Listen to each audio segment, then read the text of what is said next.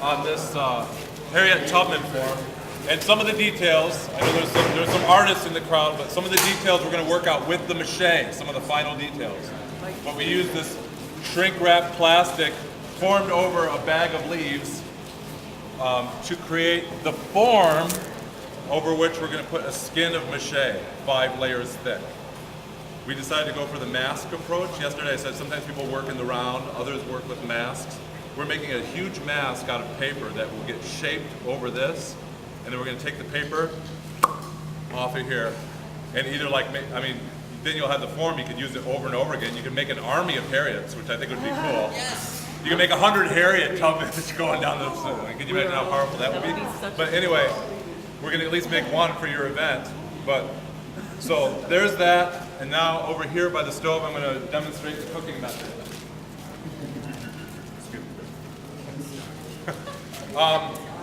There are many different ways to make cornstarch. When I first started into paper mache, I used wallpaper paste, the wheat-based wallpaper paste that you get at the hardware store that you use to put wallpaper on your wall. In a pinch, you can go out and buy that stuff. It's got to be the wheat-based, not there's some other different types of wallpaper paste, but the wheat-based wallpaper paste works fine, but it's kind of expensive. You'll find that these little containers of the powder cost $3, $4 or whatever. It's kind of ridiculous. Others use white glue mixed with water. I know whole theaters that do all their paper mache work Flour. with glue. Well, flour and water is okay, but honestly, I know no professional artist that uses that because it molds, and mice eat it.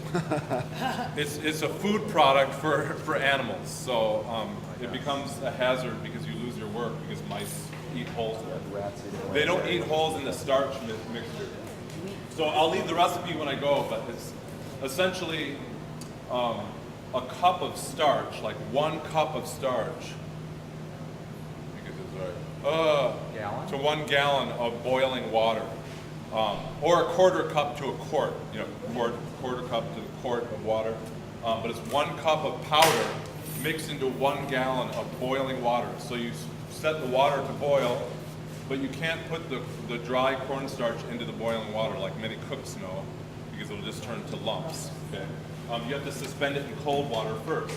So I take, usually I work with like those big yogurt containers and fill it. If I'm doing a gallon of mache, I'll fill that big yogurt, those big ones, yogurt containers, about half full of water at the most, and suspend the starch in that. In this case, I'm going to pour the starch in here. We can probably use almost a whole box on this one. Crank her up so it's boiling.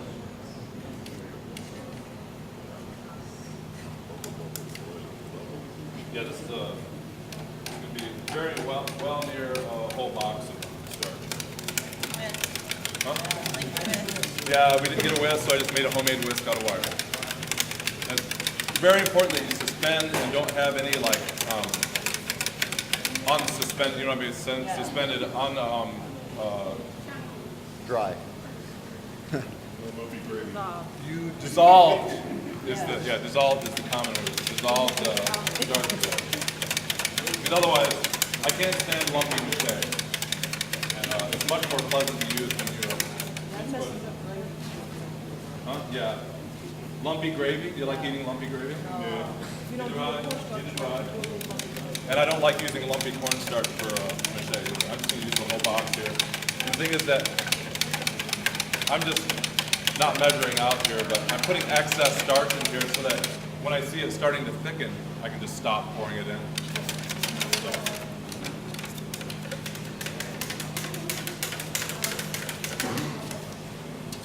And be sure to whisk the hot water as it goes in.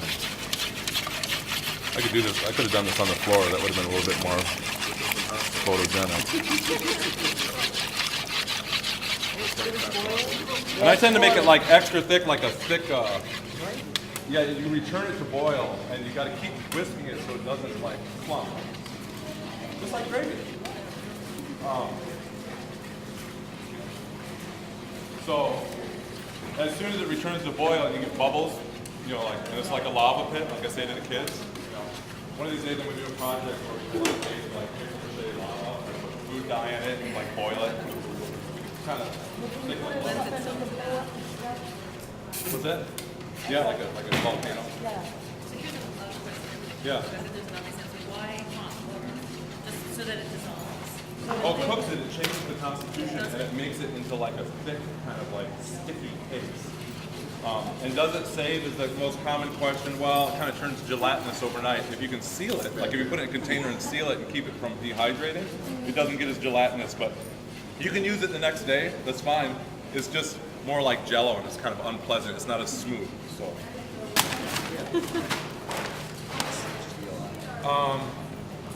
People say paper bags. I thought you used newspaper. Well, the reason we use paper bags is because it's twice as thick as newspaper.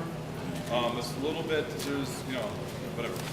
So you get more strength per application of paper mache. Some people alternate paper bags, newspaper, paper bag, newspaper, so they can keep track. Here I've done paper mache before, so I make sure that I'm not like, I don't want to like necessarily preach to the choir. But when we a crew of people could do this, or a couple people. When we use the paper bags, we tear that side seam out here. Like this. There's like a seam where the bag is glued together in the side. And there's the bottom, which we have no use for because it's all glued together and it's kind of got stiff material. So take the bag, the bottom out, and that seam in the side. We don't have any use for that, so we'll make a replacement. So we have a nice sheet of paper. And then tearing it top to bottom in strips like this. It's harder to tear it side to side because the fibers run top to bottom in the bag. Okay? Let me just get a bunch of these. With a figure about this scale, we could go unless we're working near the eyes where it's more detail or around the lips. I think this width is good. So that's like 2 to 3 fingers. 3 fingers probably for most everybody. There's nothing wrong with taking a piece that fits nicely into your hand, and I'm not going to dip my hand in there, but typically, here we go. Tools faster if you put it in here.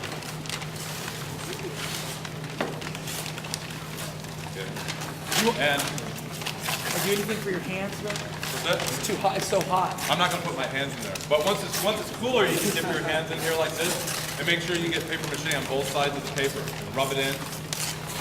Think about Harriet as you rub it in here. The hands are. This is the truth. Like if you take your hands and like put your energy through your hands in here, and lots of people work on it, it really receives the energy of a lot of people. Which is what I like about paper mache masks. It's like the cooking thing. Like as you're cooking, you're like Maya. Like she cooks, she like thinks about revolution or whatever. So, Yeah. So, my technique is I take a piece that fits nicely into the palm of my hand, so I can kind of rub it like that, and I tear off the pieces I need. And you start on one, part of the form here, and you just slightly overlap the strips of paper like this. Whoops. Idea. With the plastic, we may have to start up a little bit higher because one of the reasons that we use the cellophane tape, and another reason that I like the plastic is that the paper mache does not like stick to it and glue to it. It just releases, no problem. On clay or wadded paper forms or anything else, you would need to put some sort of release agent.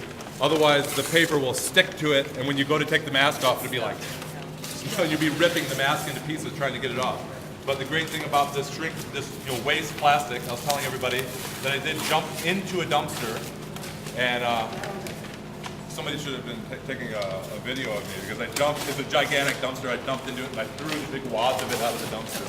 So that's what this material is from. It's basically garbage, waste material, but it's wonderful because as you can see, it shapes really beautifully.